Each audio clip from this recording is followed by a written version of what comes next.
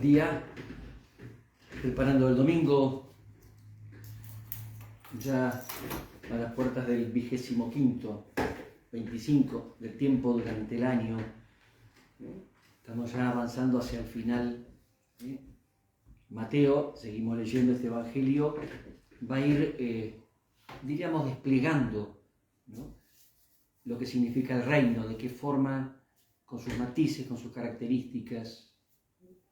De hecho, después de ver cómo realidades vitales del humano, el matrimonio, los chicos, la economía, todo tiene una mirada nueva desde la perspectiva de Dios, ahora y a través de muchas parábolas, va a tratar de descubrirse cierto dinamismo de ese reino. Propuestas muy ricas para nosotros mismos, ¿no? Cómo vamos comprendiéndolo y cómo lo vamos sumando al mismo. Bueno, sin tanta introducción, las citas están puestas. El texto de este domingo es del capítulo 19, versículo 30, hasta el 20, versículo 16. Muchos de los primeros serán los últimos y muchos de los últimos serán los primeros. Porque el reino de los cielos se parece a un propietario que salió muy de madrugada a contratar obreros para trabajar en su viña. Trató con ellos un denario por día y los envió a su viña. Volvió a salir a media mañana y, al ver a otros desocupados en la plaza, les dijo: vayan ustedes también a mi viña y les pagaré lo que sea justo. Y ellos fueron. Volvió a salir al mediodía y a media tarde e hizo lo mismo. Al caer la tarde salió de nuevo y, encontrando todavía a otros, les dijo: ¿cómo se han quedado todo el día aquí sin hacer nada? Ellos le respondieron: nadie nos ha contratado. Entonces les dijo: vayan también ustedes a mi viña. Al terminar el día, el propietario llamó a su mayordomo y le dijo: llama a los obreros y págales el jornal, comenzando por los últimos y terminando por los primeros. Fueron entonces los que habían llegado al caer la tarde y recibieron cada uno un denario. Llegaron después los primeros, creyendo que iban a recibir algo más, pero recibieron igualmente un denario. Y al recibirlo, protestaban contra el propietario, diciendo: estos últimos trabajaron nada más que una hora, y tú le das lo mismo que a nosotros, que hemos soportado el peso del trabajo y el calor durante toda la jornada. El propietario respondió a uno de ellos: amigo, no soy injusto contigo.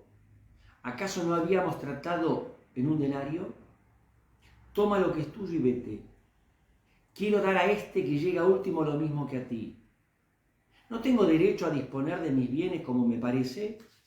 ¿Por qué tomas a mal que yo sea bueno? Así, los últimos serán los primeros y los primeros serán los últimos.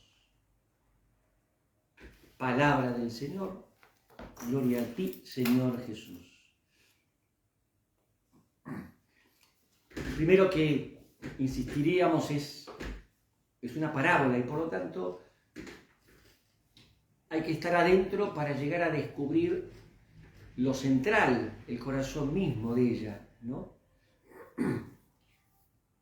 Si no, no la captamos, porque contiene una comparación, pero la trasciende la misma comparación, es más profundo, ¿no? Lo segundo es evitar interpretarla de antemano. Esta parábola es injusta. Habría que preguntar al autor: ¿quiere hablar de la justicia o de otro tema? Porque Mateo escribe mucho más. Entonces, acá estamos con un texto, con un párrafo que tiene un antes, que tiene un después. Tercero, no olvidemos que Mateo le escribe una comunidad con sus conflictos. Un conflicto muy fuerte es la realidad, la vinculación entre la iglesia, como una comunidad nueva, como una religiosa nueva, si quieren llamar, y el mundo judío. De hecho, es el evangelio que más presenta choques entre Jesús y sobre todo los jefes religiosos judíos.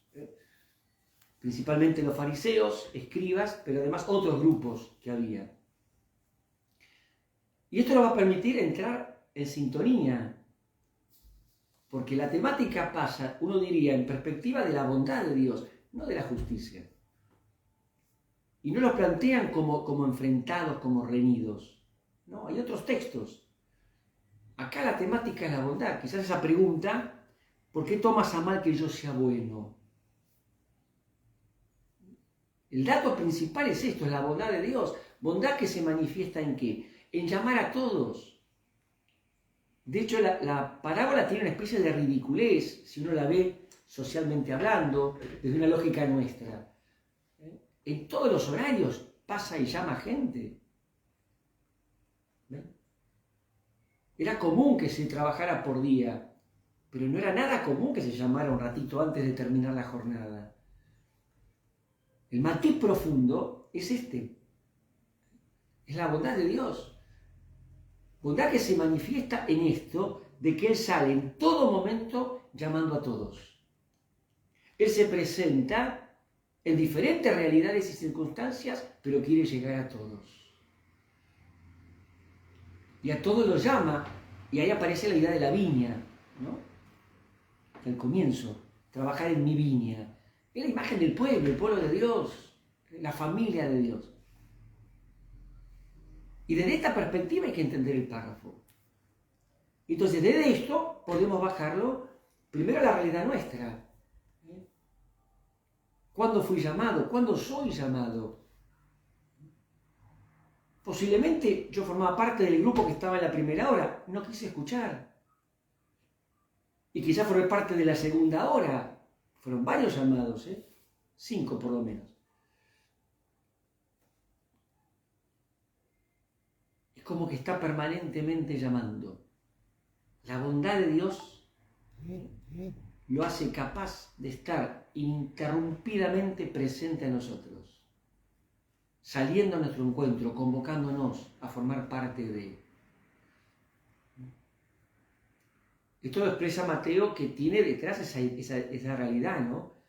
El pueblo nuevo que se forma desde Jesús viene después del pueblo de Israel. Aunque los convoca a ellos, los incluye a ellos, podrán aceptar o no. Por eso se abre y se cierra casi con la misma expresión. Los últimos serán los primeros y los primeros serán los últimos. No le pidamos acá en sí mismo que hable de la justicia, sino entendamos que a Mateo acá le interesa presentar a un Cristo que habla de la bondad. Los judíos también son llamados. Lo que tienen que descubrir qué es eso. Y yo le agregaría, no sé si está en la intención de Mateo, ¿no? Porque la misma perspectiva está visto desde la carga, pero no desde la alegría y el disfrute de formar parte de esta viña. Si yo miro el tema desde la justicia, los beneficiados son los últimos. Si yo lo miro desde la bondad de Dios, los primeros llamados, trabajando en la viña, disfrutan de la viña. El elemento de carga no es esencial acá, indudablemente. Pero vengo pensando hace mucho. La fe no es una carga, aunque conlleva cargar realidades concretas. Cargar la cruz, dice el mismo Evangelio. Es una alegría, es un disfrute, es una dicha. Aún en la exigencia. Por eso todo el proyecto de Dios está trasuntado por la temática de la alegría. Misteriosamente la alegría. Por eso en el corazón del sermón está el tema de la felicidad. Que nos preguntemos si disfrutamos de la fe, si estamos escuchando una llamada, porque también podríamos agregar, son como diferentes llamadas. De hecho, muy lindo el texto de Isaías, del capítulo 55. Los pensamientos de Dios son originales. Hay que aprenderlos, hay que asumirlos para poder vivirlos. Buen domingo.